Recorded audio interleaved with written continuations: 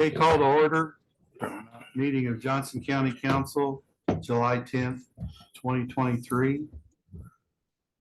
Roll call, please. I can do it. Pamela Burton, Present. Ron Deere, Present. Jonathan T. Myers, Present. John Myers, Here. John Dittmers, Present. John Mallers is online or absent. Do we have any counselors online? Melinda? Could you call And her? Melinda Griesemer. Okay, does that mean She may not that? be able to hear me. Am I on? Hello? Melinda Griesemer? Oh, she just muted. She's muted. I'm here. Hello, Melinda. Hello. Okay, now does that mean, since she's zooming in, that we need to take roll call? Votes will have to be done on a roll call basis. Sorry, Amy.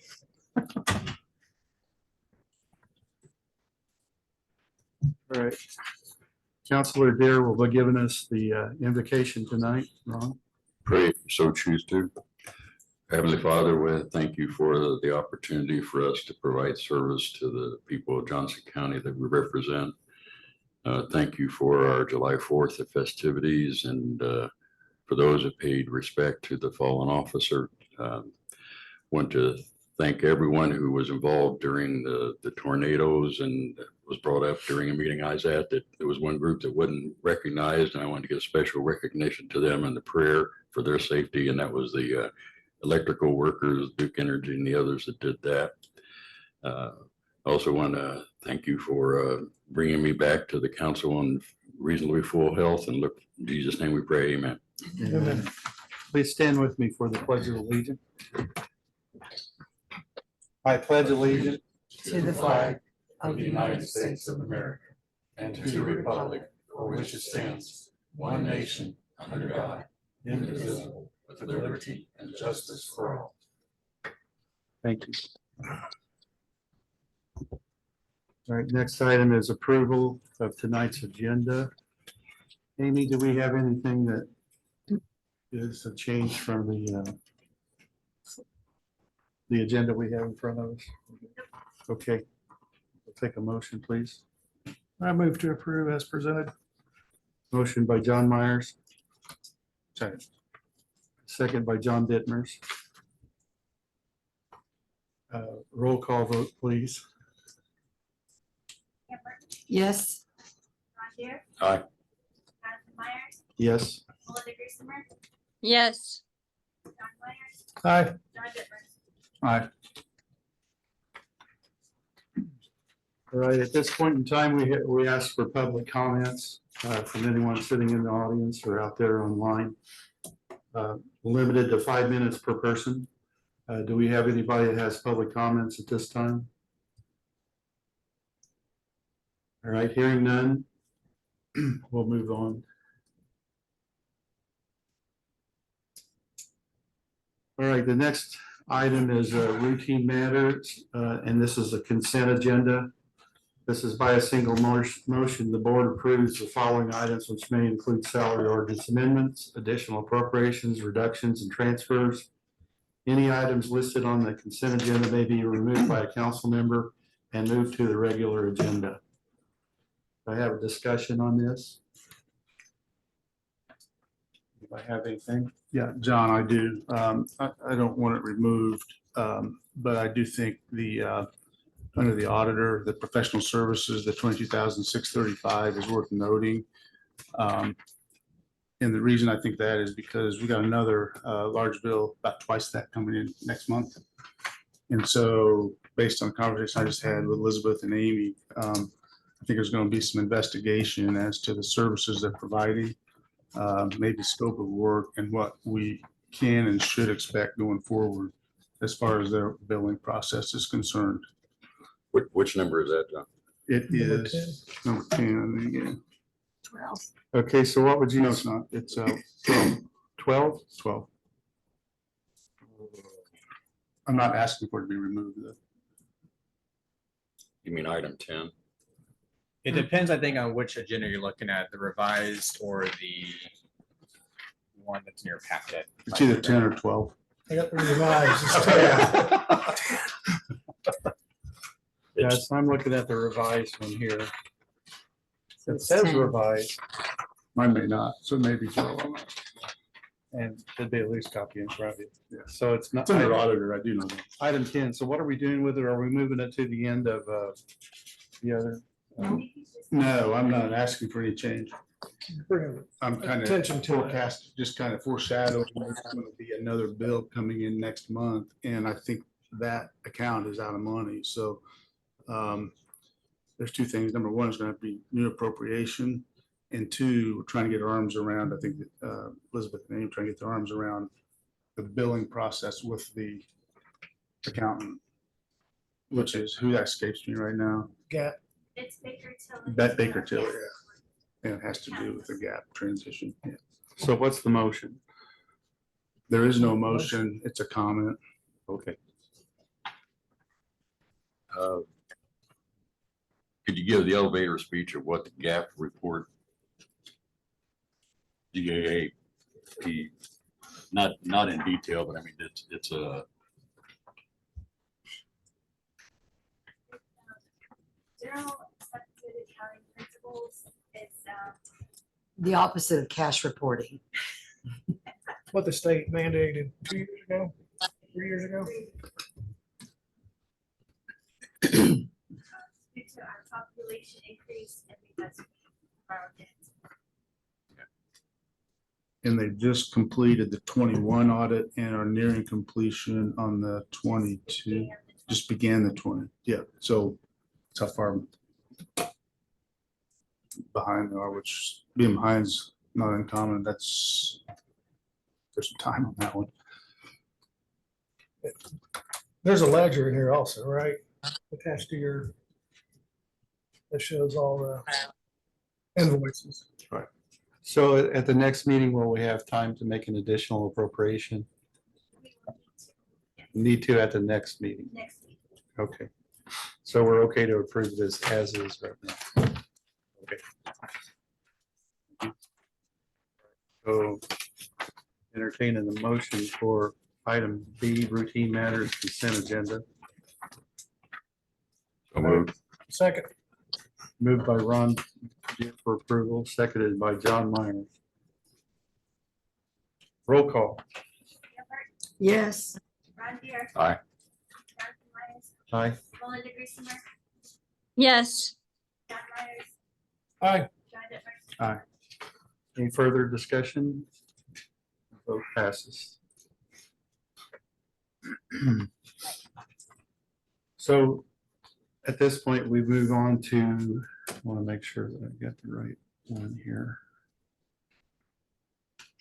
So we're taking into consideration right now, item C1, which is a convention visitor and tourism. I can. Hi, I'm Ken Koski, Director of Tourism with the Johnson County CBT Board. I didn't know whether I should approach if I had the right agenda, but I guess I'm good. Fair point. We are here for our quarterly appropriation, but then you'll notice item B is a special appropriation. It's been the will of the council from my conversations with individual members as well as the commissioners that we consider assisting with some capital projects throughout the county, specifically helping the county parks and some other entities with attractions that would not only be good amenities for residents, but also for visitors. Notably, the county park at Independence Park would like to put in pickleball. And this could be used for the residents, but could also be used for pickleball tournaments. And we've got some other capital projects. And this fund would allow us to consider and rank them and then fund the ones that would be of most value. So the second item line, those projects have not been decided upon. You're going to do a request for proposals type thing or what? Yeah, so actually, at the time that I asked for this to be on the agenda, we had two proposals. They were both withdrawn so they could do some additional work on them. So we expect them to be resubmitted to us, and there could be additional ones that we still have some money left over from our grant fund. So it is our hope that we could fund all the requests that come our way with this special appropriation.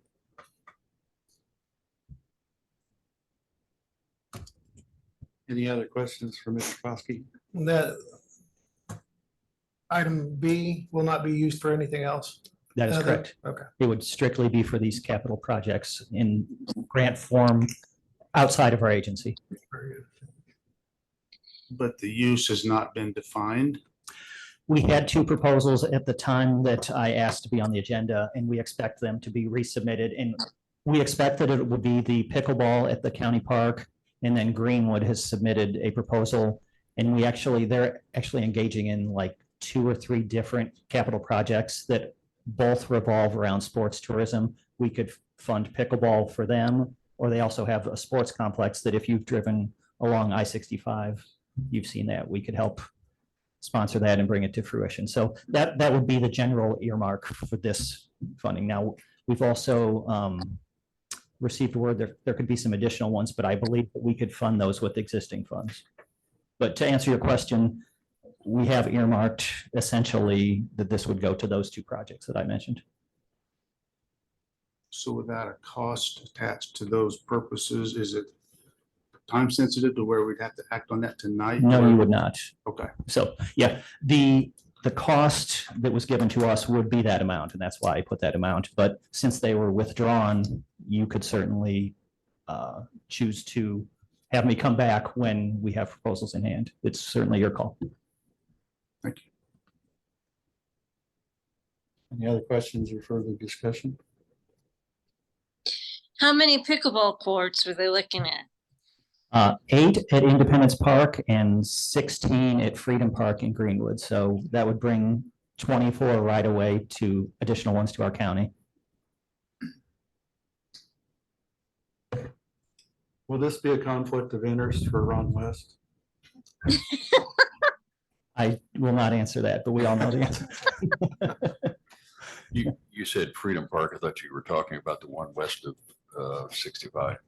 That would be for softball. So the pickleball is actually at Freedom. The sports tourism is for softball and baseball, and that is along I-65. So there's, as I indicated, Greenwood Parks took back their proposal, and they're going to come to us and kind of determine which one they and we feel are the best fit. But the pickleball was their original ask for that amount. Now, did you send this out to all cities and towns? That's what, so in the interim, once we got those 2 and once I got on the agenda, we are planning to do basically a one-on-one meeting with every city in town. Now, I have met with Whiteland, Carmen, and we've talked about some things that they'd like to do. So we have a few others that we definitely intend to meet. And if we have some additional proposals, then, those would certainly be considered as well. So I guess the interesting thing is that we had 2 proposals and at the time that I put us on the agenda, and now we expect those to return, but we could also bring forth some additional ones. I just feel that you should reach out to all of them and let them submit and go through and see who needs most. Somebody, Edinburgh's really lacking something, or Trafalgar, whoever lacking, and have the committee pick from there instead of just having 2 submitted and come in and ask, and you didn't give everybody the opportunity to submit at the same time. Yeah, no, I actually agree with that, certainly. I'll make a motion to move forward with the additional appropriation of money to allow you the option to move forward without having to come back to the council.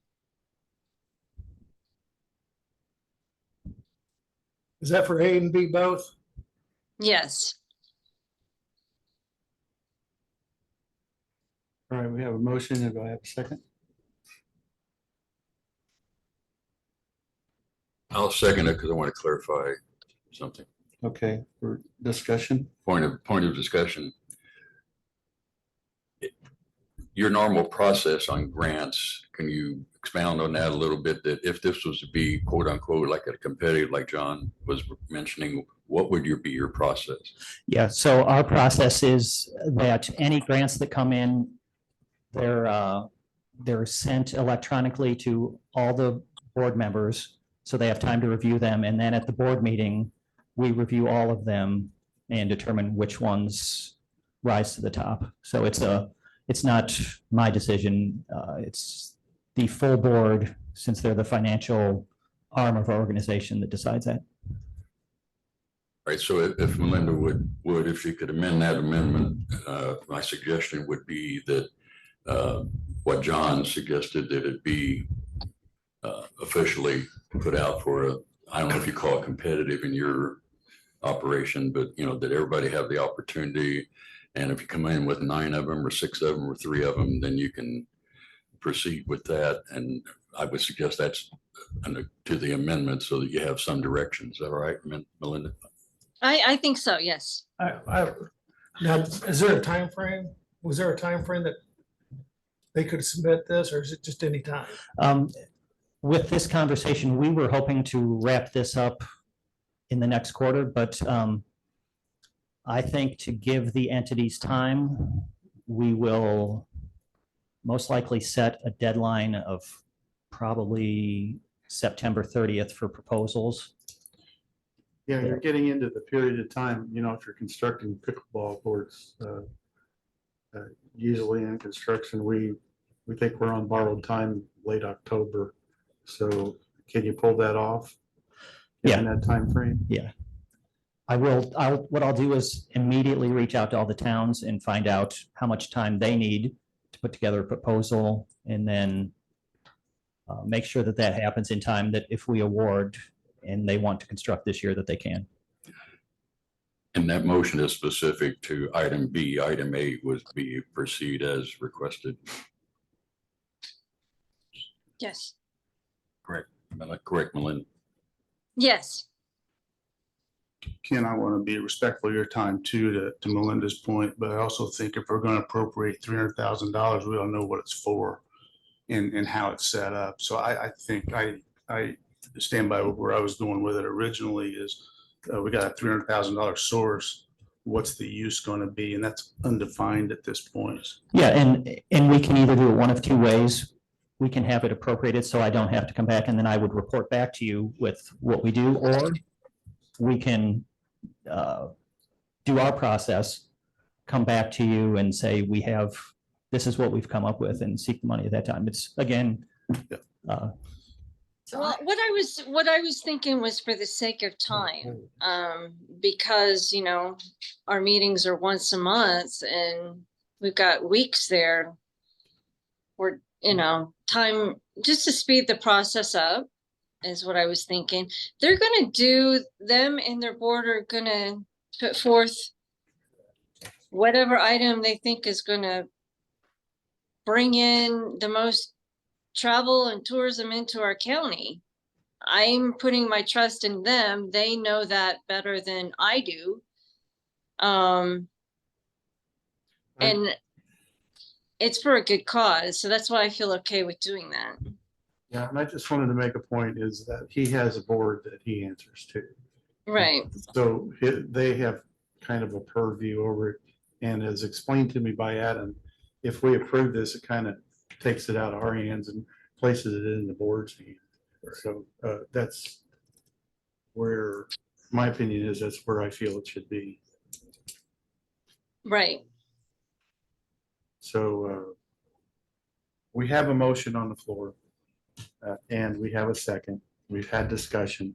So I'm going to call for a roll call vote. No. Ron Deere, Aye. Ron Myers, Aye. Melinda Griesmer, Yes. Ron Myers, No. John Dimmers, No. 3-3. Really? Council. Do y'all want to maybe take A Mhm. separately? Mhm. Would probably be the appropriate. Well, next what I'd year. like to do is open it up for discussion again. And then call for another motion. Well, I go with Adam, with what Adam said, let's get A out of the way, because if we had another Right. failure, then we don't want to fail A. So I'll make a motion to approve item A, Visitor and tourism, 7304, 245,855 for approval. Second. I have a motion and a second. Call for roll call. Aye. Ron Deere. Aye. Jonathan Myers, Aye. Melinda Griesimer, Aye. John Myers. Aye. John Dittmer. Motion passes. And under statute, because we've even numbers tonight, if it's a tie, it just gets tabled to the next month. Or we can take it off the table. You have to take it off. I mean, tonight, we can take it off the table. It would be my preference based on the wishes that I'm hearing from the council that I actually just work as hard and as fast as I can to button things up on my end and then come back to you. That'd be my preference. Thank you, Ken. Okay, thank you very much. Do we need a motion to table? Or is it automatically I tabled? think strictly speaking, on your first vote, it got tabled until the next month and you just took up A again, so. Right, thank you. Okay. Next item is item C2, Community Corrections Juvenile. Anybody here? Anybody online?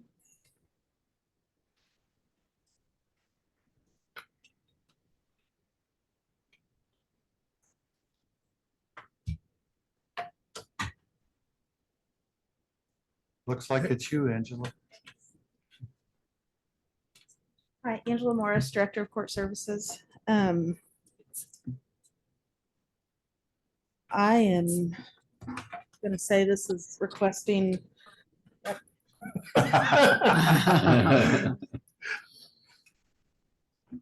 To support troops.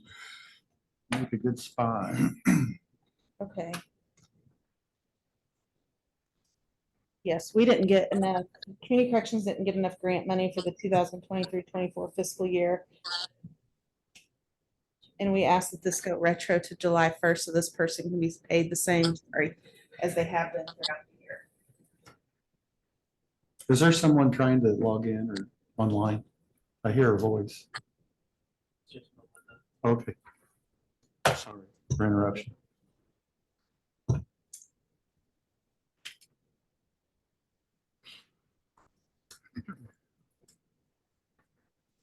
So, any questions for Angela or any discussion?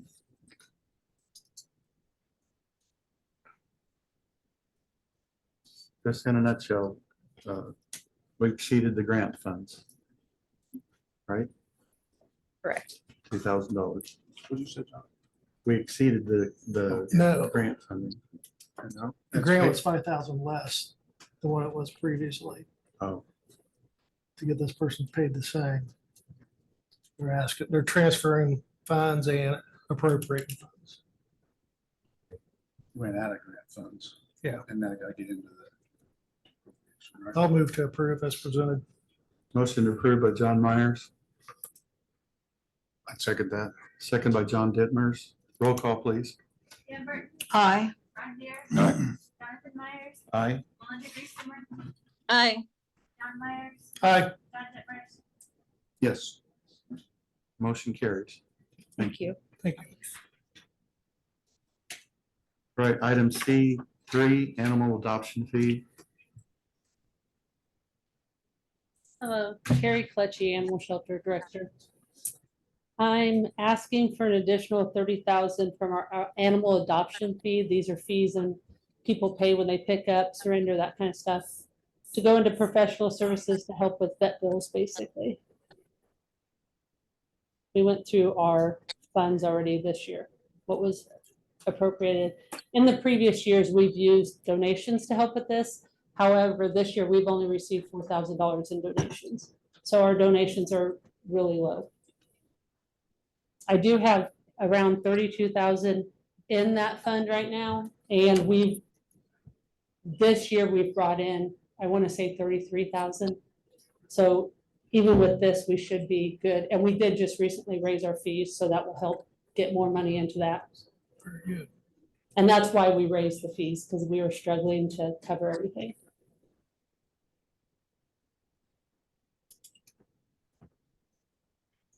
You guys are bringing in more animals still?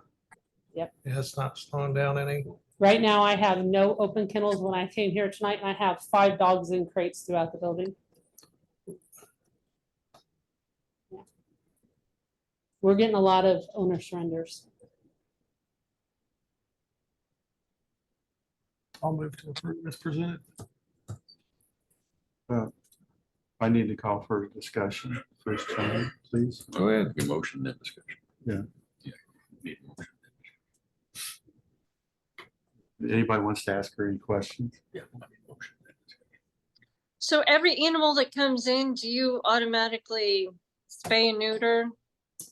Not every, if we can find, so an animal, the state law says a dog or cat cannot leave the facility without being spayed or neutered, unless a rescue group agrees to do that, and we use certificates we get from the state to cover that, or if the animal obviously is euthanized.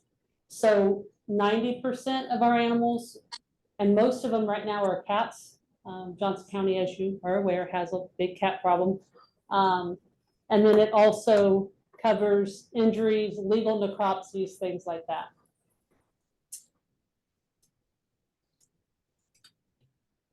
Any other questions or discussion? Professional services is primarily your overhead.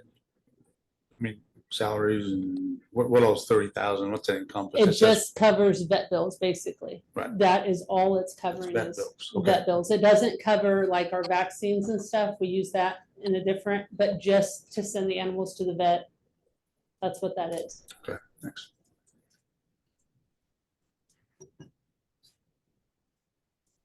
So I have a question. What happens if we don't approve this? Don't know. Honestly, I don't know. I would more than It has to likely, have we some will have to, yeah, repercussion. we would probably have to euthanize most of the animals. So that's the result. Mhm. Yep. Is there a certain age that you would start off with if for euthanizing, if that's the route that's taken? Not necessarily, simply because right now, most of our dogs are under a year and a half. So you're looking at most of them. If I was to go in today and do a mass euthanasia, we would lose probably 70 kittens under 4 months old, maybe under 5 months. And then I would say half of our dogs, and we have 47, I think, dogs in the facility. And I would say probably half of them are under 18 months. So it would be Pine, who's been there the longest. So are these animals coming from a certain zip or are they all over Everywhere. the county? All over the county. Do you report that when you go out? Or is that a? I data can tracking? run those numbers. It takes a little time, but it's something I can run. There's not, we find that things come in waves, so we might get a lot from Trafalgar, and then the next month it's a bunch of German Shepherds from Greenwood. It changes all the time. Yeah, where I was going with this is I was just hopeful that maybe if some of this communities that are incorporated that you're servicing, Mhm. right, Yes. could help out, but on this, but that's just a thought in the future going forward. It would definitely be helpful. You made a comment that there's been an increase, did I hear that correctly, in owner surrender? Mhm. Yep, and people pay a surrender fee to surrender their animals, and it goes into this fund. So depending on if it's a dog or cat, cats are $40, dogs are $50. Right now, so what we tell people is if you bring your dog in today, because I have no kennels, the likelihood of your dog or another dog being euthanized because you're surrendering your dog goes way up. So they then pay a euthanasia fee, and their dog is at the top of the list for euthanasia because I know no one's coming to claim that dog. And do you have any idea, in your opinion, why there's an increase in owner surrender? We have, everything's different. I would say it's finances. A lot of people cannot afford the animal. They're working longer hours. This is what they're telling us.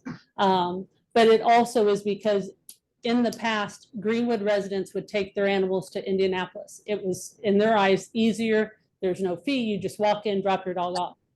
Indianapolis no longer does anything for Johnson County residents, which is fine, except for the fact that they're all now coming to us, which is what we're there for. However, if you adopt a dog from Indianapolis, you still cannot return that dog, so those dogs end up in our care as well. So other facilities have really tightened down on their restrictions, and because of that, more Johnson County residents are just flowing to us. Are there other counties that are flowing to us Not really, no. that we accept from other counties? No. So we just, I think it's passed, right, Adam, the ordinance that says if you live in Marion County and you claim to find a stray within our county, you have to pay, I believe it's $100 to bring that stray in. It was 25 because we know that Indianapolis is telling their residents to tell us that they found it in our county. So now they have to pay just to use our services. Right. I mean, we know it's a huge problem, but it's, and I don't know what we do differently. Because they'll just dump the dog in our county if we don't take it in anyway. Right. All right. Sure, I have a question. Mhm.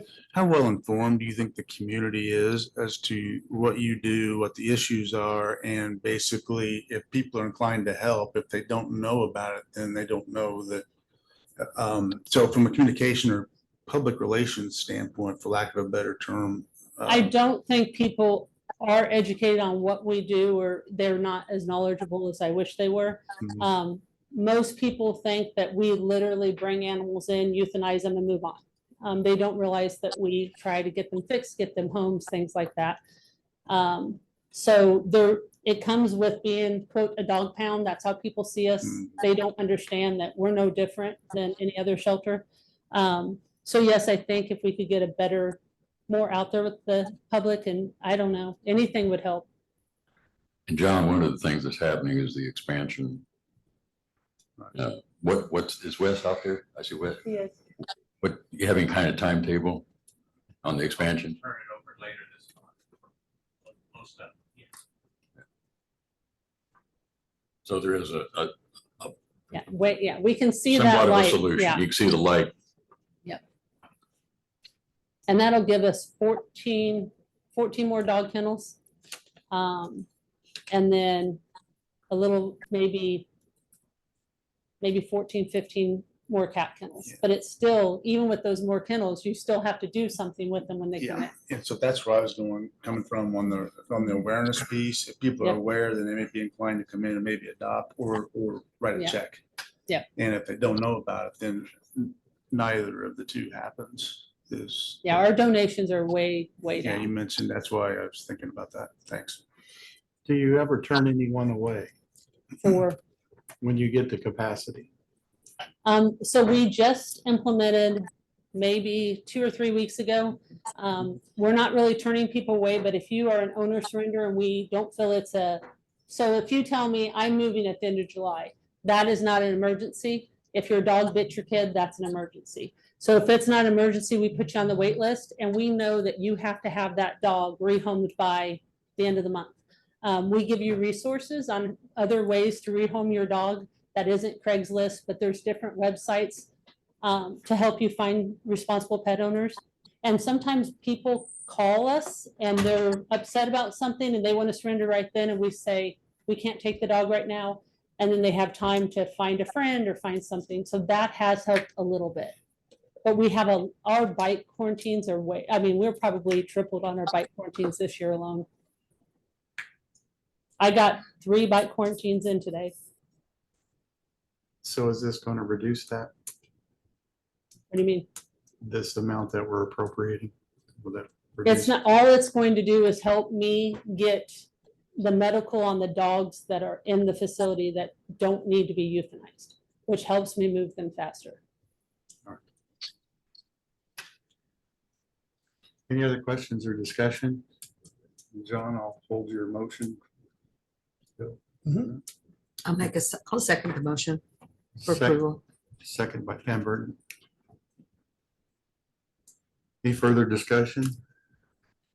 Roll call. Cameron, Aye. John Deere. Aye. Jonathan Myers, Aye. Melinda Griesmer, Aye. Don Myers, Aye. John Dippers. Aye. Motion carries. Thank you, guys. Thank you.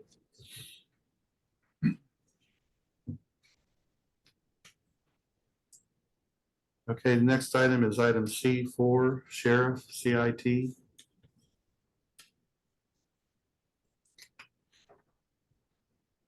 Good evening, Andy Barnhart, Chief Deputy of the Sheriff's Office.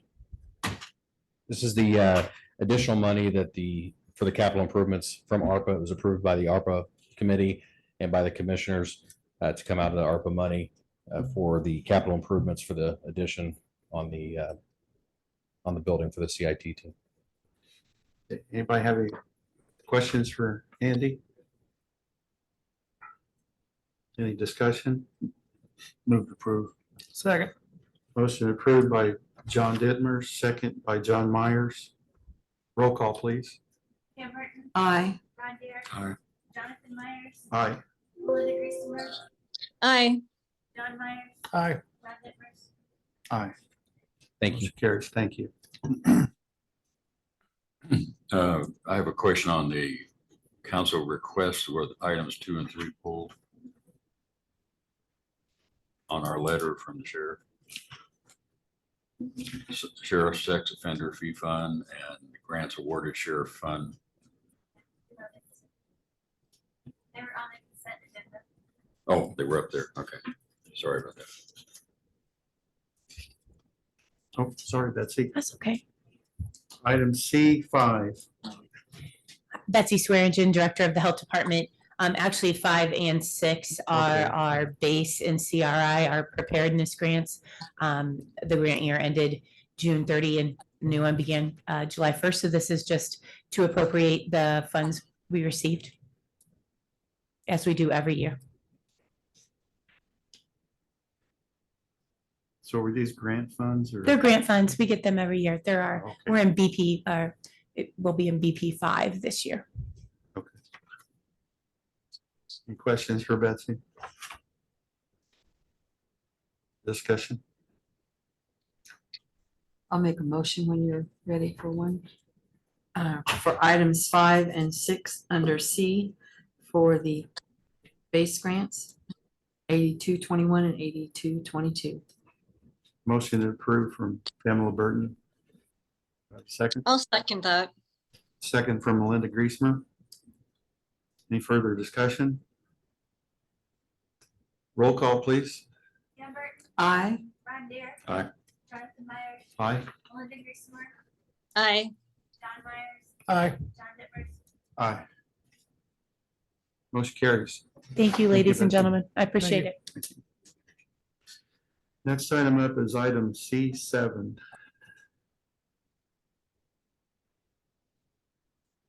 It's the American Rescue Plan for the Johnson County Mental Health Facility. Commissioner Walsh. Kevin Walls, Johnson County Commissioner. There's been a little bit of change from your agenda. We're going to lower it. I'm going to lower the ask down to 11 million even. We had discussion in ARPA this morning and commissioners had another discussion at their meeting. And we settled on the 11 million with the understanding that if we need the other 500,000, we'll come back and ask for that, but just not to tie it up from the ARPA committee. It's still out there and from ARPA committee standpoint. Does anybody have any questions? Do I have any questions or discussion? Yeah, I've got a couple of questions.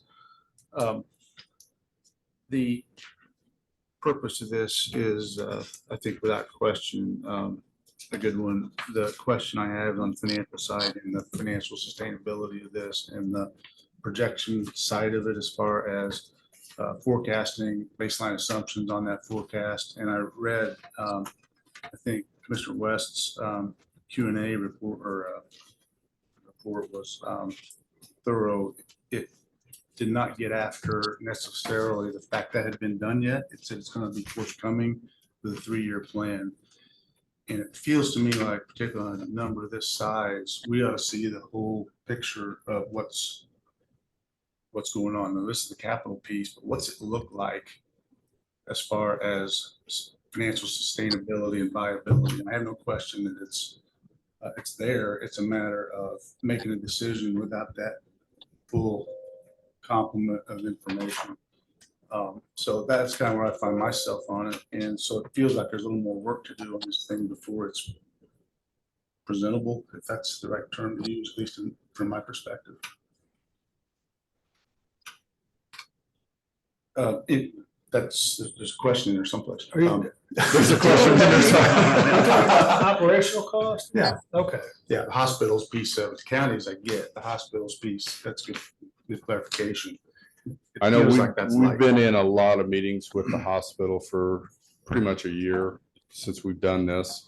From the hospital standpoint, I think Wes has been in these meetings with me. Mine has been sustainability since day one. I don't want to build it and not have it happen. We can run some mock scenarios for you, but I don't think you're going to get any critical hardline information from the hospital because there's going to be too many different scenarios to run as to what percentage of Medicare patients, what percentage of insurable patients. So what are they basing their decision on, that this is a good project to do versus one that would be nice to do, but from a financial standpoint, doesn't make sense for us? Their option is to break even. That's always been the hospital's method of operation on this, is to break even on this project. If I could read item 4 here. Pardon me? Could I read item 4 here? That they answered that, I think. You can read it. It's item 4. It asks the question, who will be fiscally responsible for the entire operation? What happens with profits or losses? Who makes up shortfalls? JMH's response is the hospital is financially responsible for the mental health facility and its operations. Profits and losses are the responsibility of the hospital, and the hospital will make up any shortfalls. And I understand that this is no different than a build project that is an investment piece of property where we're providing the funds and they're going to be the tenant, although it's slightly different. But I'm not accustomed to not seeing the full-blown business financial plan picture and the whole business plan, including that. And John, I understand that's what the hospital's saying, but they've got to have something that is talking about viability of this from their perspective. Yeah, I'm sure they do, but I don't they've know if they're. mentioned a study where they've gone out regionally and looked at beds and filling of beds. And they have based their decision and going along with this on that ability of them to fill those beds. And I know that doesn't answer your Yeah, question. where's that piece of the presentation? I mean, I understand it's probably been done. I just feel like this is incomplete as presented. This is my only point. So from the hospital, you'd want to see a business plan. I think there would be a presentation as to, And I would probably, I don't know for a fact, I'm not an attorney, I'm not going to speak from a confidentiality agreement. I don't know if they're going to play their cards in public as to what their financial, I don't know. I don't know that answer. If it might be an executive thing that you might have to look at before if you're not comfortable with a decision. and maybe I'm being a little over the top here, but a $10.5 million investment that the county's making without the piece of who's operating, how's it fit together, how's Horizon fit into this thing, which is described in here, I get. But all the moving parts, build it and they'll come on $10.5 million. My money on $10,000 would probably not build it and they'll come is probably not a good play. So I'm gonna step in here and say something. I've worked in mental health. I've worked at, actually several mental health facilities. And if you build it, they will come because mental health goes long and deep. And if you build it, they will come. There's no doubt in my mind. I worked at Vala Vista. Whenever they even had one bed open, it was filled in a matter of. Sure, and I'm not disagreeing with that at all, Linda, as far as the need. It just feels like some level of support underneath this thing makes some sense if we're going to commit what amounts to 8 figures.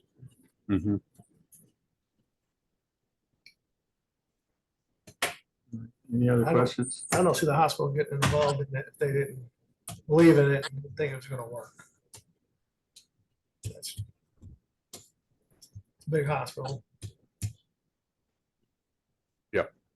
I think, I don't know if the hospital will be willing, this might be an idea, but if the hospital will be willing to give the council a tour of the hospital and including the emergency room, maybe this will be helpful. Just a thought. John, you had a lot to say this morning, and I suggest that you perhaps say some of what you said this morning. Well, let me address something with Mr. Dittmer. Just, I mean, from the hospital standpoint, I mean, we have been in negotiations with them on this facility for well over a year. We've been in it. So if you want to, I mean, break it down into, I know it's a different entity, but if you break it down into cardiac care, as the hospital does, you know, that's most likely a profitable margin for them. Pulmonary care, and a lot of these entities from the hospital standpoint, I'm not talking from a hospital standpoint, but they all are profitable, or the hospital would not be still operating today. Mental health, as Dr. Dunkel says, is the most need that he's seen other than cardiac arrest for moving forward, mental health. And I know, Melinda, it sounds like a cliche, but if you build it, they will come. I mean, day one, we open the doors, it will come. I know you want to see a more in-depth financial report on this, and we can get that from the hospital. It's not a financial report so much as it is, what's the basis for the decision of the fact we got a huge need and we're gonna fill it and it'll work. That's what it feels like to me, and that's. You want to see viability on the long end. Okay. And with the baseline assumptions, which I think is probably not too much, in my mind, not too much to ask for an ask like this. As Okay. far as what we're, that's all I'm saying. And I'm not against, do not hear me say there's not a need. In my mind, there's not a, this is So a bad fin- purpose. That's not the issue at all with me. Yeah, financially, you know, we're a fiscal body, so we need to look at those things. And I think that what you're asking for is overshadowed by the need. Because if we're looking at $100 million a year in costs because we're not providing at a county level this type of mental health treatment. And the other things that we have to consider is timing. We have bids on the table right now, and if we delay any further with those bids that we've received, we're going to be seeing some upcharges on those bids. We have inflationary pressures also that are going to be working on us. So I understand your needs for that information. John, what you just said, I think resonates. You said there's 100 million. How much did you say? $100 million a year. Okay, that's part of the story. Yes. That not everybody has. So when you're asked on the street, on what basis did you do this? What was a huge need? And we're going to do it, and we're going to commit county funds, which, by the way, I understand it's ARPA. So It's not. it's not, but It is. It's dollars. It's Yeah. dollars. So that's all I'm saying. The ARPA funds is an extraordinary opportunity that would not have existed 4 years ago, but the need still would have existed, and we would have had to found some other way to fund it. The ARPA provides the mechanism to fund it. And unfortunately, John, the ARPA funding action has limitations as far as timing is concerned on how, when funds have to be allocated, when they have to be spent by. Are we up against that deadline? Yeah. When? Adam, could you? End of 24. The appropriation has to be made by the end of 24, spent by the end of 26. 24 and 26. So you're looking Completely at, spent by 26. yeah, we're looking at building a project in 18 months.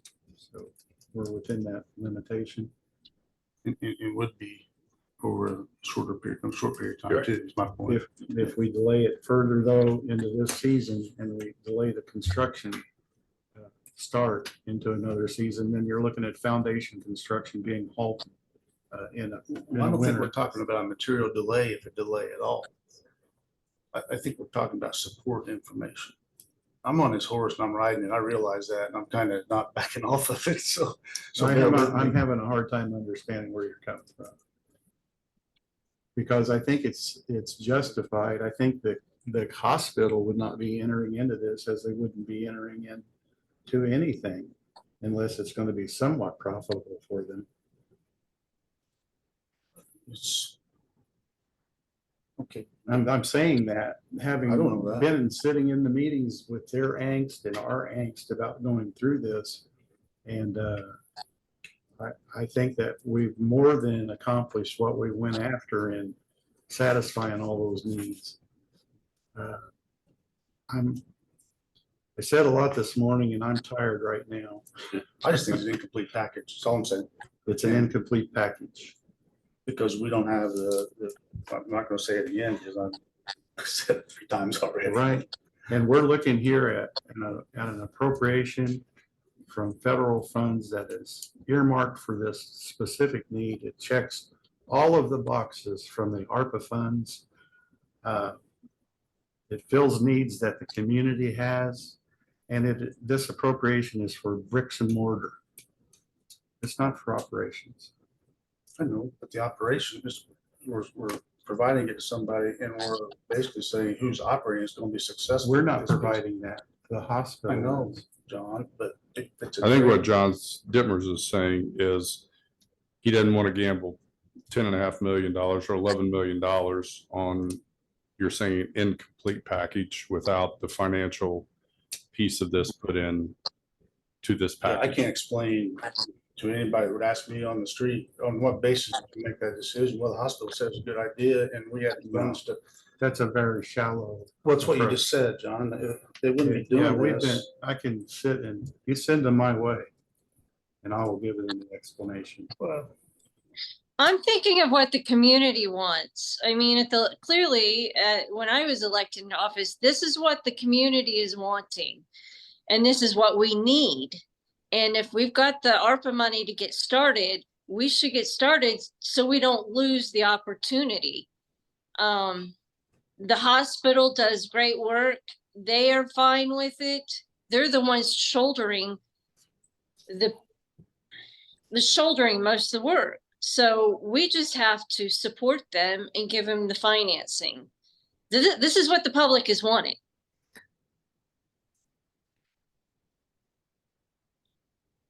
my understanding, this would be useful to law enforcement and the fire department also.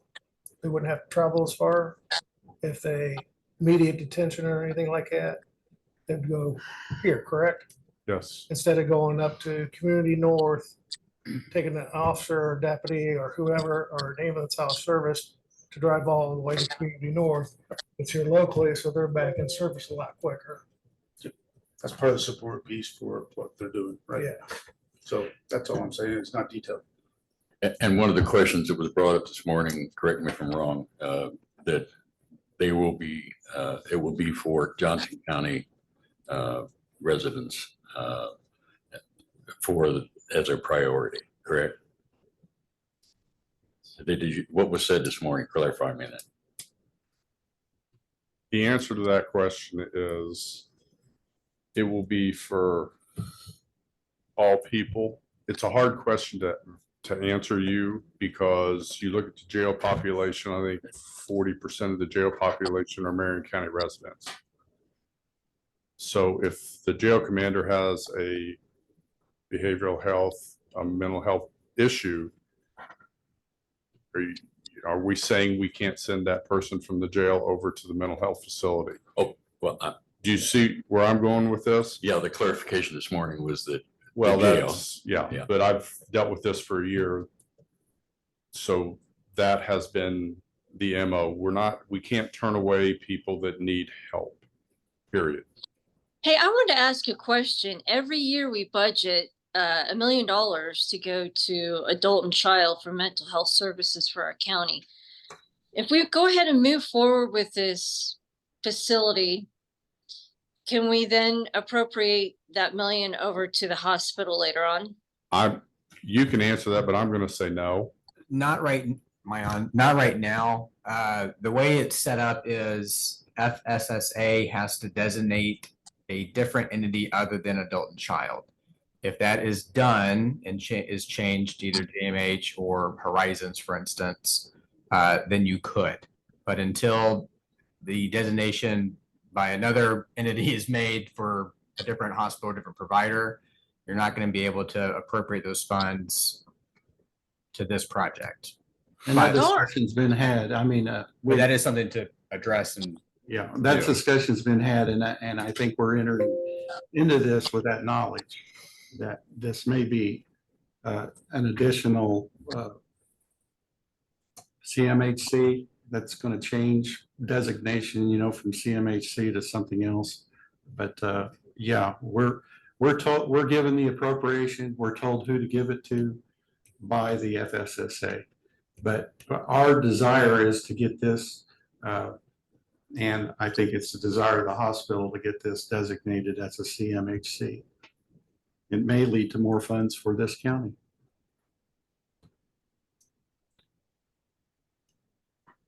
So further discussion? Further discussion? Okay, I'll entertain a motion.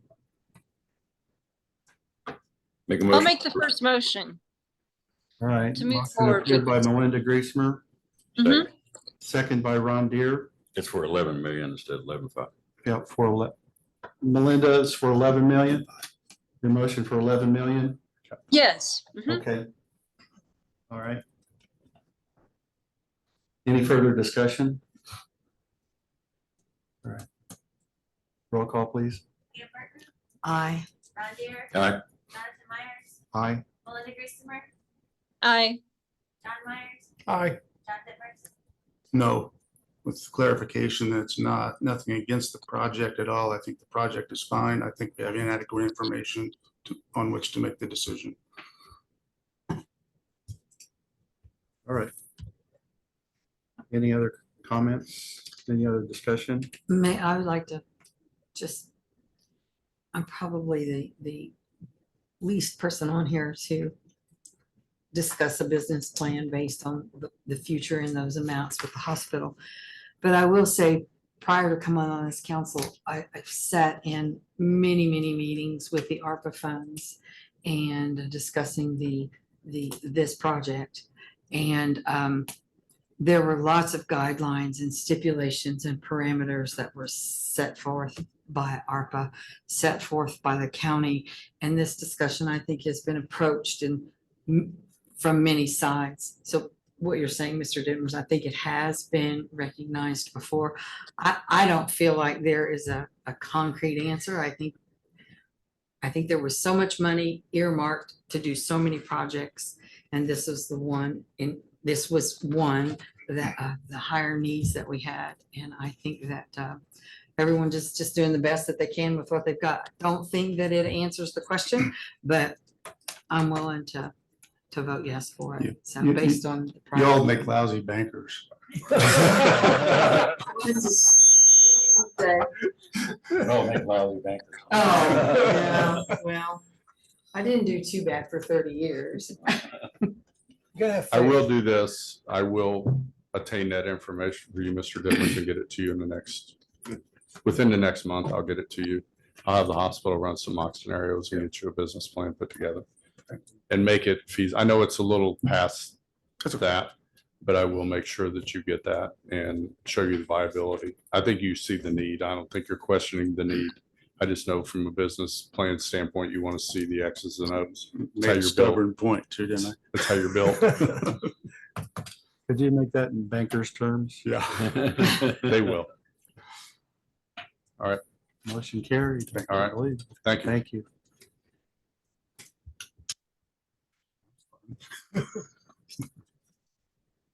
Alright.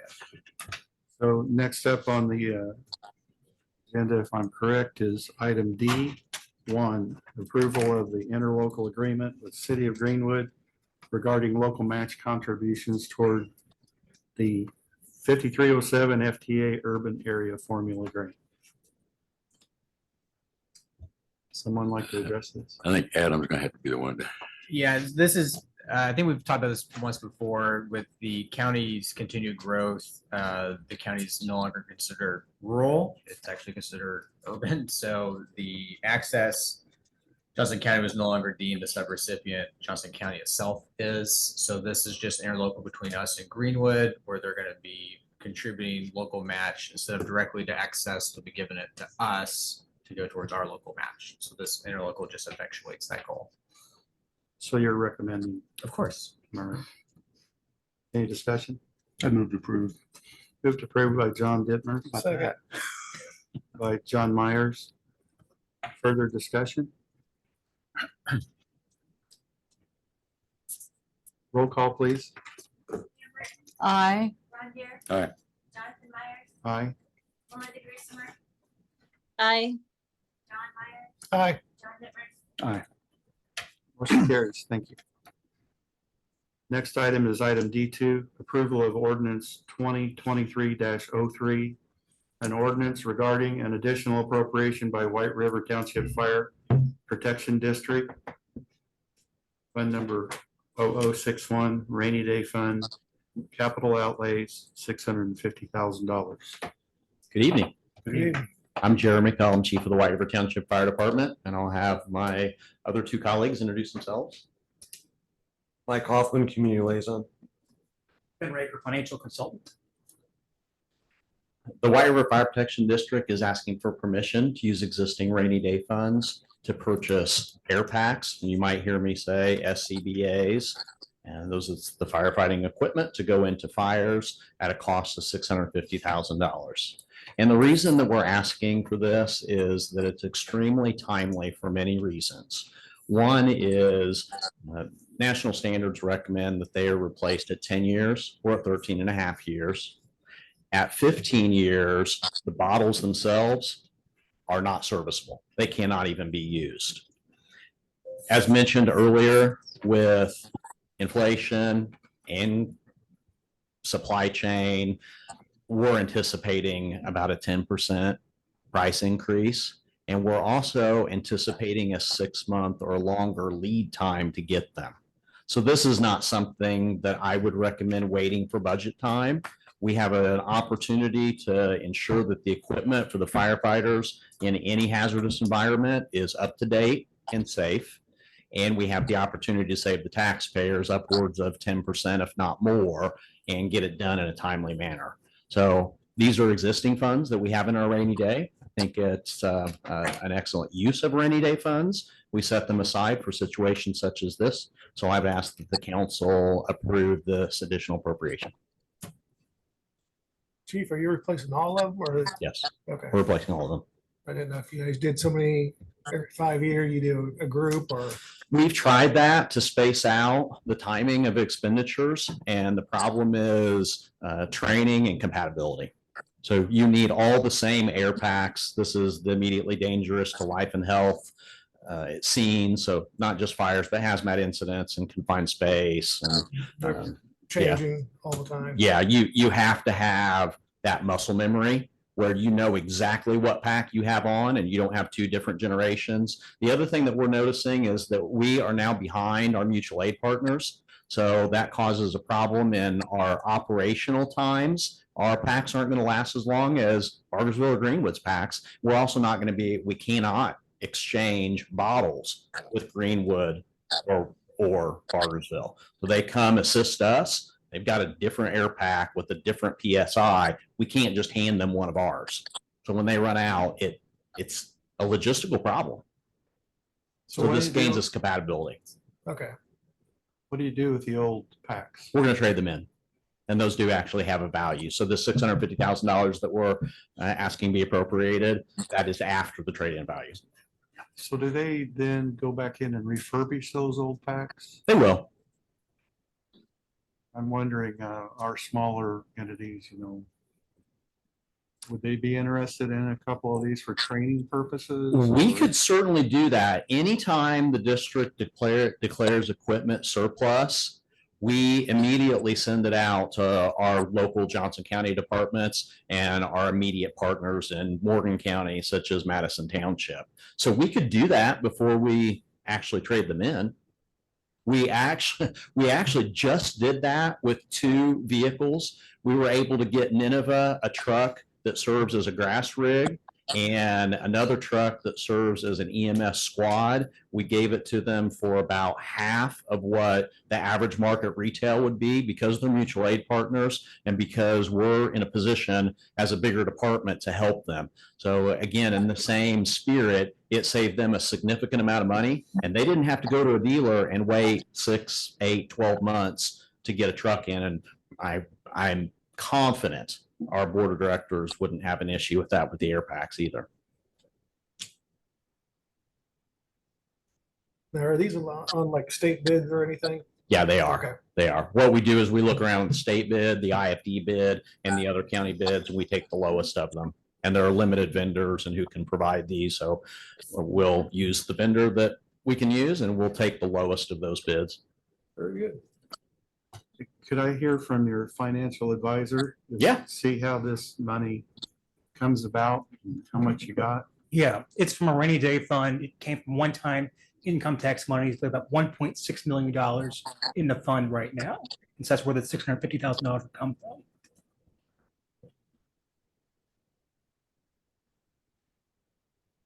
I have a handout if you'd like, that it says all the things I just told you. Does Mike have anything to add? You'd like to have it? Sure, I got it. Thank you. I think I got it. And Ms. Griesmer, I can email you a copy of this. It's just a 1-pager. I know I like to have something to look at. Well, thank you. I'm a functional illiterate. So. Thank you, sir. Yeah, thank you. Thank you.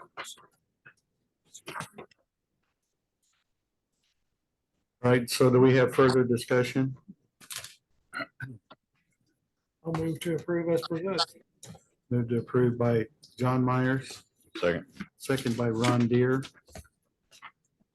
Additional discussion? Roll call? Ian Martin, Aye. Ron Deere, Aye. Jonathan Myers, Aye. Melinda Griesmer, Aye. John Myers, Aye. John Dittmer. Aye. Motion carries. Thank you. Okay, thank you very much. Thank you. Thank you.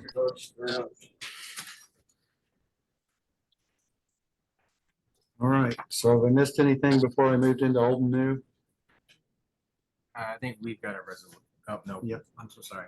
That approval of resolution 2023-03?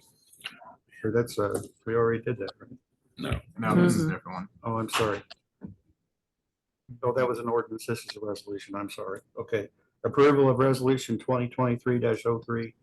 A resolution authorizing Johnson County departments and elected officials to make advance payments for public works projects, employee expenses, and goods and services.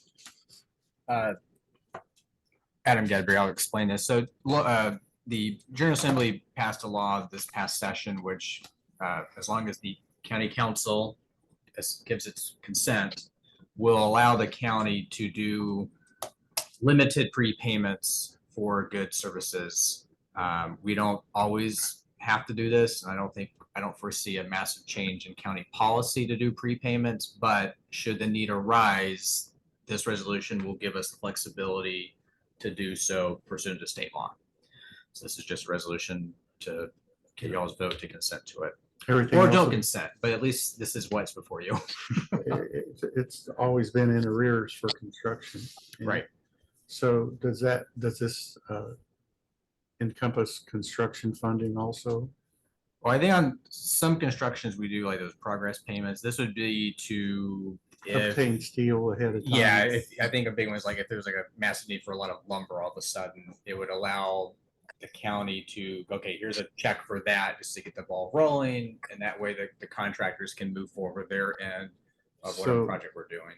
So in that case, we have really strict guidelines regarding stored materials and those purchases. So when you make that advanced purchase, you're either going to the factory and verifying that they're making it for your need, or you're earmarking, it somehow. But are those provisions in there? There are various requirements that, and if we're going to do it, we have to actually have to put into the contract itself with the whatever company we're trying to procure from. that they have to do certain things to meet state statutes. It's also for smaller stuff beyond like large projects. It could be as simple as prepaying money for servers, lines for the building. It's kind of a across the board ability to, microphones, to get things purchased ahead of time. So Understood. It sounds like a good thing to me. Are you in favor of it? I am. At least in the pandemic, a lot of entities were running into issues getting things done with supply chain, screw ups and costs accelerating, getting more costly, every month. So this would give the county more flexibility moving forward. So I think we'll use a whole lot, but it is just another tool in our belt to use if the need arises. Did you know why the state of Indiana had to pay in arrears? Because they went bankrupt on the canal projects in the early 1800s. Oh, yeah. They had paid for canals to be dug, and we didn't need canals anymore. So the railroads came along and made them obsolete. So they made the law that you had to pay. So just an interesting bit right there. That's the reason. Now you know. All right. Any further discussion for silly history? All right. Hearing none, I'll entertain a motion. I'll make a motion to proceed. Melinda, you made a motion? I did. Okay, Melinda Greaser, motion to approve. Second. Second by Ron Deere. Any further discussion?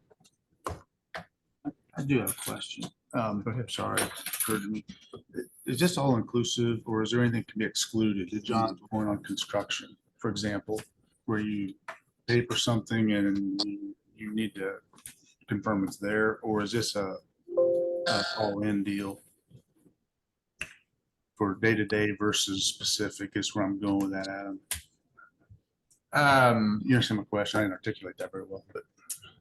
So there's a limitation on you can't pay more than 50% of the contract ahead of time. You're limited to, not that this would come up very often on our end, but you can't do anything more than like $2 million. So there is a cap on the percentage of the total contract to be prepaid, as well as a hard cap on the dollar amounts. The other thing is the state statute allows us to kind of put the ball in our court if we're going to put certain limitations on what we're going to prepay. Let me reread this real quick. There's a limitation on what we can put on the contract with the contractor itself. So if we don't want to be held hostage by a contractor before we enter into a contract, we can just go on and put our own limitations on there to say, okay, you need to procure these materials yourself at the contract we're already paying, or if we want to enter into agreement to prepay, we can specifically limit what we're prepaying. So if it's just lumber, for instance, or whatever materials we're trying to pre-purchase, we can contract that specifically with the contractor. So it's not just the entire thing gets prepaid, it's portion. Yeah, exactly. So, and that's up to legal, the whatever department we're dealing with on those particular contracts. So it would be specific things that we would be prepaying with that contractor, not just across the board, whatever they're just demanding. Does that make sense? It's like I'm rambling. Am I rambling? It's like I'm rambling.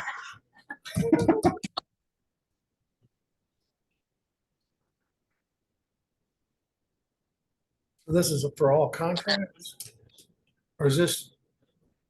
So it's for contracts, payments to contractors to purchase materials for public works, and then certain goods and services contracts as well.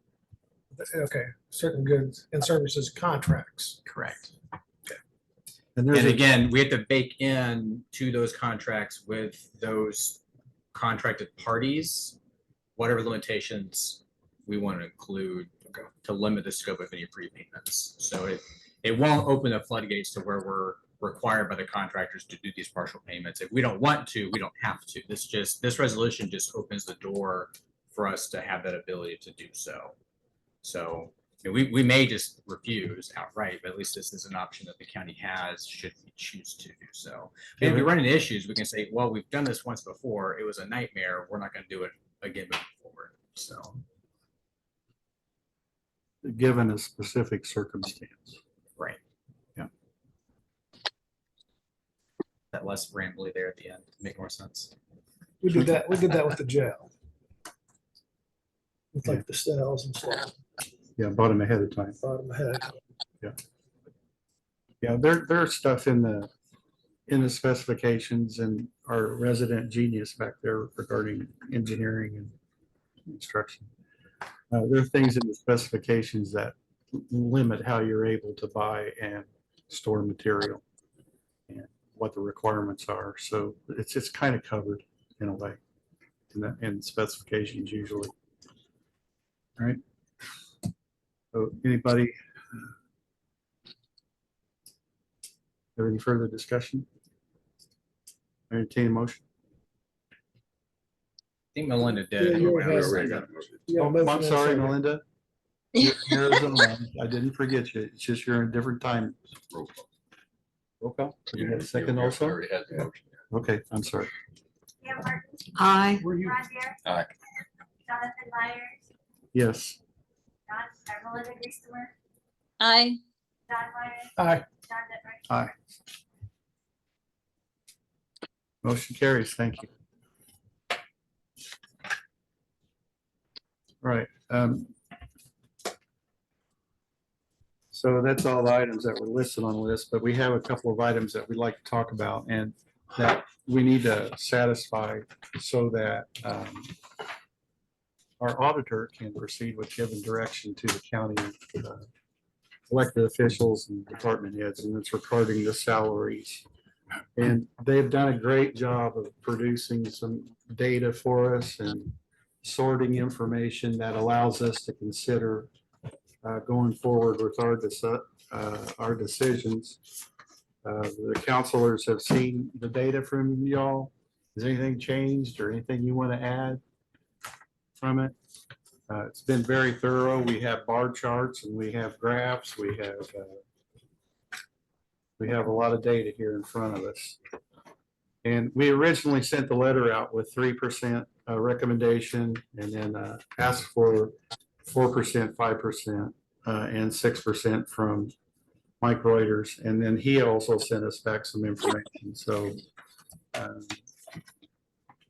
what I'd like to do at this point in time is just open it up for discussion. And what I'll be looking for is a consensus and direction for our auditor to move forward with direction to the rest of the county. Well, there's a lot of information to provide, and thank you so much for doing that, John. The question is, do we believe that potential 5% increases can reasonably be funded? In reviewing what I've seen, I believe that it's reasonable. I think it's going along with what we've attempted to do the last several years, and that we're trying to maintain retaining our employees. The amount is the impact on the individual taxpayer, as I read it from Reuters review, doesn't even exist as far as an impact, as far as the dollars and cents in their taxes. The only question that we don't have in reviewing this is the one question that you did ask on our letter to the department heads, elected officials, and that was what additional positions they might be suggesting and requesting this year that would be added to this. But I think the open discussion tonight is we got all the figures for 3, 4, 5, and 6%. And I think personally 5% is reasonably to go forward with, and I would like to hear further discussion about that.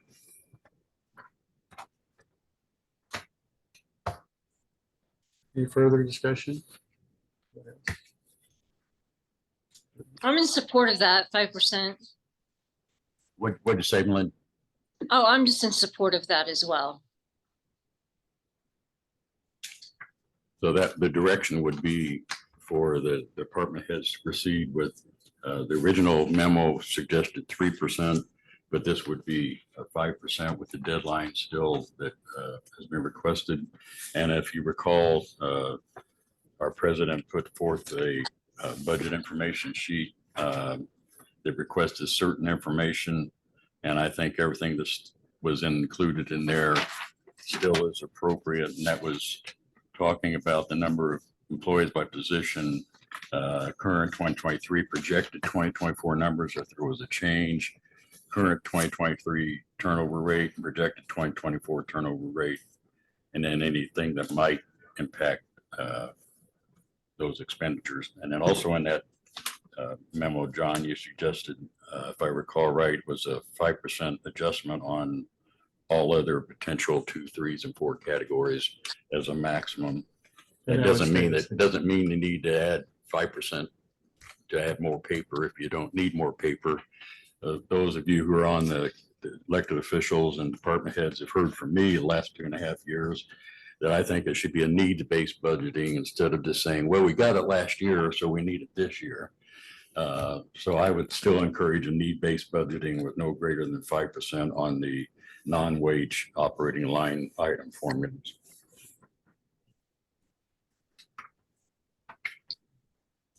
I concur with John's comments or Ron's comments. John, you weren't talking. Ron was. John Myers, you'd like to? I think 5 is doable, and I think, are we gonna sit up here this year and let the department heads and elected officials come in and ask for more? Are we gonna stay at the 5 across the board? And do That was gonna be my only suggestion, is whatever number we come up with. In years, I've seen the council say it's only a suggestion, they're gonna do what they wanna do, and I understand that, I get that. But as a council, if we're agreeing on 5, I would hope that you would support and it actually be 5. I think that if 5 is what we're saying, 5 is what it needs to be, and I know there's going to be different circumstances. I know there's going to be but what if scenarios, and always gonna have that, but my vote will go with a straight 5 unless it's just absolutely something that's just burned down the house necessary, because I think this offering a suggestion is not what it's intended to be. And based on our cash balances, I think we can afford 5. Heck, we could afford 6, but our county's very blessed. So I would support either, but the one thing that I do want to make clear, whatever we go with, that's what my vote's going to be, is within that guideline. And I'd like to add to that comment for those who weren't on the council before. I took note last year, and I heard some individuals say, well, we just make it as a recommendation and they do what they want to. And I disagree with that.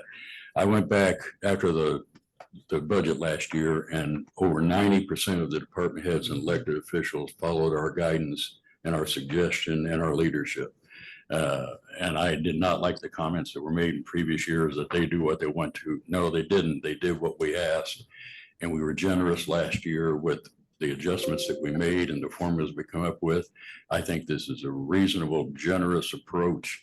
And I think that hopefully 90% of the individual department heads and elected officials will follow not our guidance, but our heartfelt recommendation. And if you track that back over the years, and this is not disrespecting anyone, but if you track that back, that 10% is going to be the same, mostly the same offices.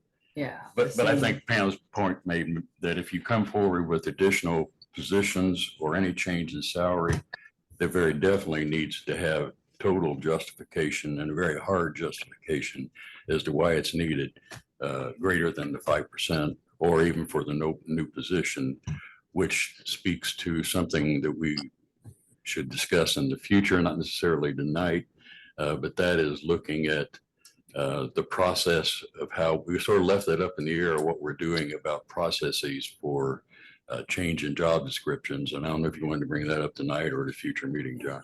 We'll bring it up tonight after we decide and come to consensus on this. John? I'm in agreement with the 5%. Go ahead, Melinda. I was actually thinking 6. And the reason I say that is just because we keep Can't hear you, seeing, Melinda. I was thinking 6. Everything keeps going up, and if we want to remain competitive and keep our employees employed, I'm thinking we ought to go with 6. And I'm not normally overly generous. So, but if I'm feeling that way, I'm just seeing everything around me, going to the grocery store. And I'm just thinking maybe 5 isn't enough. Well, there's the one thing that I pointed out, I think we have to take in consideration, and that's that additional request possibly for new positions, which that's why I feel comfortable at the 5, that I think we will have some new position, or 1 or 2 or a few new positions. We had one come up with Porter. And then who else was it? Was it the surveyor that was suggesting a new position this year? Is that from last year? Didn't he, at the end of last year, we suggested that he suggested he wanted a new position? I don't recall. If I'm recalling correctly. Recorder, I think, was an increase in her first deputy salary. It wasn't a new position, I don't think. Okay. One other thing, John, and we had talked about this the other day. And I don't want to stumble over my words here. We have been working with the auditor's department on trying to establish data moving forward on employee retention, separation of employees, why they leave, and I'm not talking personal reason, but was it for more money, a different area, to try to track some of this and moving forward, having some more stable guidelines for base salaries. If you have a 30-year employee that leaves a position and you hire someone off the street, straight out of high school, we don't want to hire that employee in at someone who has worked 30 years, getting that salary brought up and increases over the years. Now, I don't think this board needs to micromanage in any way. I think that each elected official knows their employees and they know who deserves what. However, speaking of the job descriptions, and I know we're not going to go into this tonight, and speaking of working to try to create a baseline for these positions with this new person and moving forward in the future. For this year, I think it would be very helpful to this council if whatever percentages we came up with, we would suggest, or to the elected officials and directors, that it be straight across the board for their line items. And if in fact at the first of the year they feel line item A should only had 2 and line item B should have had 9, then they could come back to us individually, but that gives us a better hold and doesn't create the bigger margin in between these positions, trying to establish this data moving forward. Trying to figure out, is this a COMAT 1, a COMAT 2, COMAT 3? How many times has someone left this position? What did this person get, why did they leave? There's just lots of information. And I think for clarity, and I don't agree with micromanaging, but I think it would just make it much cleaner. And I guess I'm asking the auditor's office, Amy or Elizabeth, one, to speak on that briefly. You explain it any better than I'm trying to explain it here. I think it was well put. Yeah.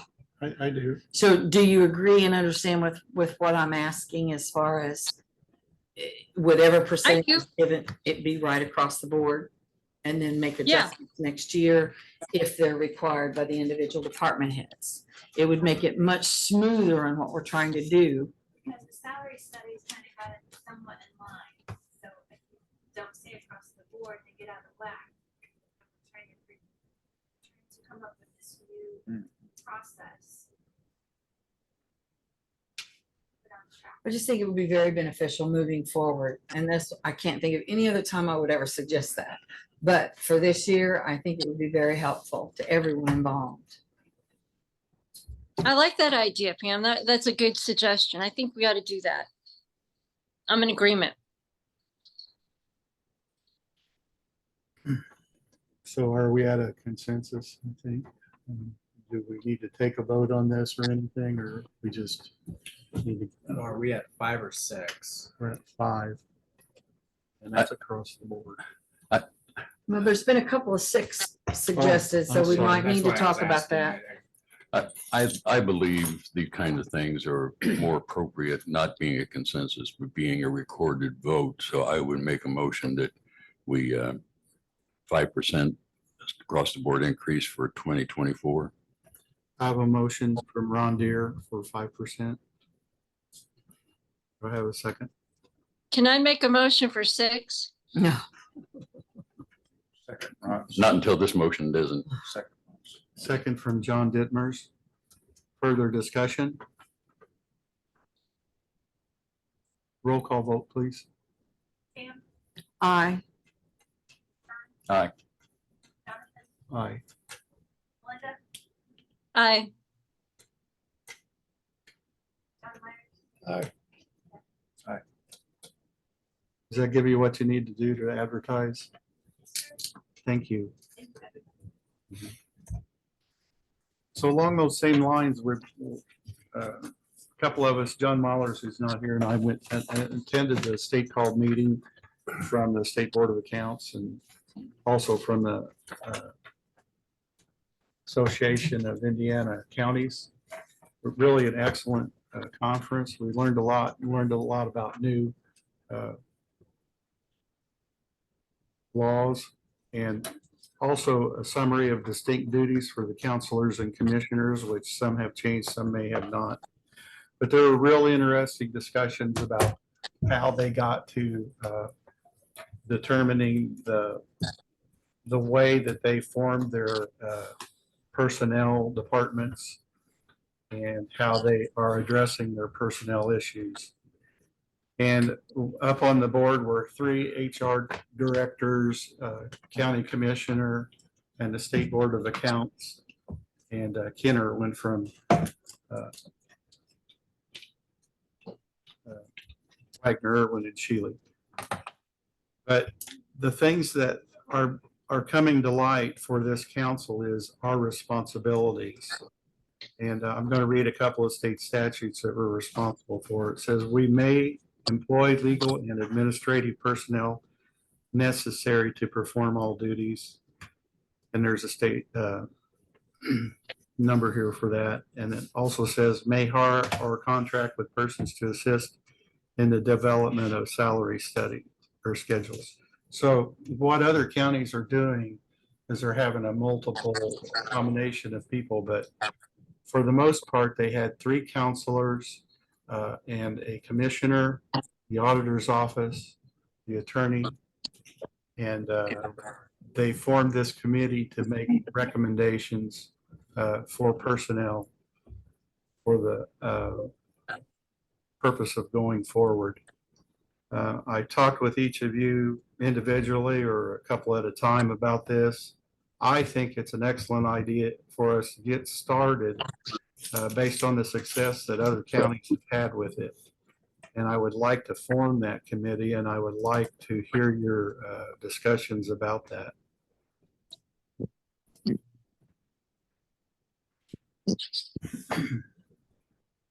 Well, there's a point of this that I'm beating an old hat. That our process is somewhat convoluted when it comes to creating positions, updating positions, modifying positions. And sometimes you send it this way, sometimes you don't. Some departments head, some departments don't. Some elected officials do, some departments don't.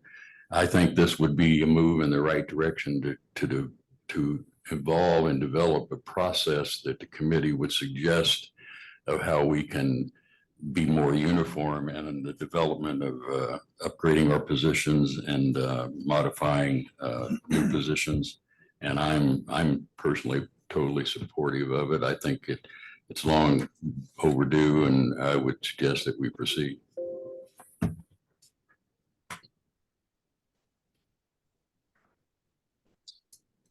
Anybody else? My opinion, I think I've mentioned it before, we've got a, what, 600 plus employee base. And to not have some sort of a process in place or an information resource repository kind of makes no sense to me. Otherwise, it's just kind of the Wild West approach to how we make decisions. So I think that would help us tremendously. You got to start someplace, so you start in the beginning, and I think that's where you are, John. I agree. This would be a committee that would be an advisory committee to us. They would be under our guise. I'd like to do it immediately because there are some things that we need to get to immediately.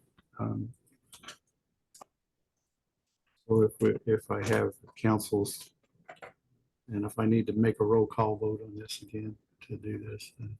Well, I think the only hiccup I have would just be you want to put in, generally you're going to want to put some kind of governing document on the committee on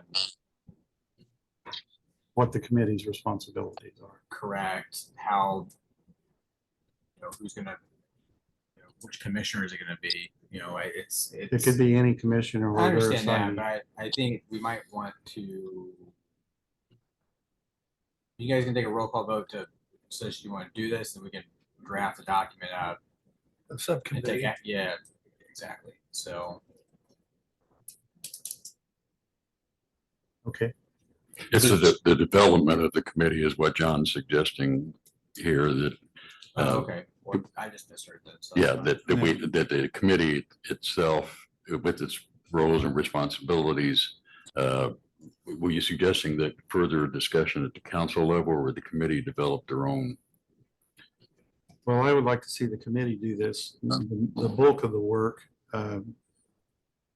We know what most of it entails, but for us to get into the discussion about itemizing things at this point in time, what I'm looking for is just a consensus of the council about moving forward with this.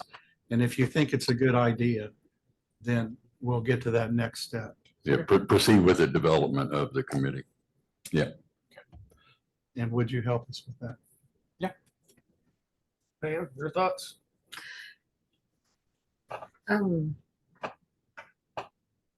I have been conditioned to think one way. Okay. So it's hard for me to take off prior hats and put on another hat. I have been conditioned, and I read the statute, and I think the committee is a wonderful idea. But I just wonder how much authority a committee from the council will actually have. And I know what the statute says. I've just never known of the council stepping in issues, like personnel issues and things. So I'm all for a committee looking into it. I just don't know how much power and how far that statute is going, what it's going to allow us to do. There's going to have to be curbs and guardrails. And I think we all understand that. Has anybody thought about the fact that we talked about, well, nobody's going to follow this? Well, maybe people want this. And because it gives them some guidance, because back to a resource or here's what I want to do. How do I do it? Rather than just shoot from the hip. Maybe this is something that'll be well received. It's just never been offered before because we've never. I mean, it's just a conversation now. I agree. Just because it's never been done doesn't mean it wouldn't work. Yeah. I'm just saying I've been. Right. Understood. My path of Right, thinking has right. been totally not this. So it's And- well worth looking into. And I agree. And my point being, there's only even one portion of it. If you just look at one portion of it, that for my 2.5 years, if I asked any one of the department heads or elected officials to define how you create or modify a position, who do you send it to? Who reviews it? Just that process is so convoluted that nobody knows what you're supposed to do if you want to create a new position or if you want to modify a position. Not talking about people, positions. If it did nothing but that, it would be a big move in the right direction, because right now, do you send it to Barb? Do you send it to John? Do you send it to Amy? Who do you send it to? Who reviews it? Who makes the decision as far as that position was? Does it go to Irwin, or does it go to another consultant that we might hire? There is no, it would be a great exercise to ask each department head to say, tell me in your own words, what do you have to do? And there is no commonality to that I'm aware of, that I've been able to find. And if it did nothing but that, I'm not suggesting it only do that, but if it did nothing but that, that would make a major change. Now, suggestion that we're not, this committee is suggesting change in personnel policies. I have not seen that as a suggestion of what the committee might do. That I don't know, John's. This is just advisory, correct? I mean, this committee is not going to stonewall a department head or elected official from coming to the council. It's just, it just gives guardrails and a pathway. Guidelines, pathway, Yeah, exactly. to right. get these questions that the council's always asking answered ahead of time. And if that involves in purchasing, as the policy or as the state regulation or guidance said, if that involves determining salary studies by hiring a person or hiring a consultant, that's something that could be reviewed and considered by this committee. It's not suggesting the committee will come forward and say, we need to hire a human resource director, but that may be one of the suggestions that has been made and how we would fund it. And since we're responsible for refunding it, then, it would be a highly recommended suggestion if that came forward.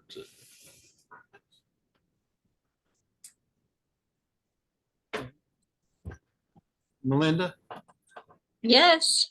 anything you'd like to add? No, I am in support of a committee. All right, so do I need to take a roll call? You're not doing a motion. This is just a consensus on if there's an interest in the committee. Are you going to, between now and the next meeting, appoint the committee? I would like to, yes. I'd like to have that wherewithal to do that, because we do have some immediate things that we need to do budgetarily that this committee is going to have some say in. So, given that, Just a quick question though, if you appoint a committee, we don't have it documented somewhere from the standpoint of a motion that a committee, it was authorized by the council to create one. Then all of a sudden this committee appears. Yeah, it makes sense to take So we should have a motion to create the committee. All right, I make a motion that we create this ad hoc review committee with the recommendation made by John that it be 3 counselors. What was the rest of the numbers? 3 counselors and what? the auditor, a commissioner or a commissioner's representative, legal counsel. And let's leave it at that right Okay, now. that's my Second. motion. Motion by Ron Deere, second by John Myers. Roll call, please. Go ahead. Melinda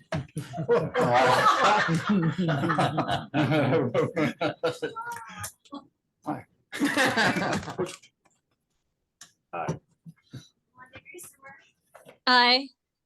Jonathan Myers, Aye. Ron Deere, Aye. It's like changing seats in church and Anything further discussion? I'll make a motion to adjourn. Second. I'm sorry. Motion by John D. Myers, second by John Meyer. We are adjourned. Thank you very much. Good night.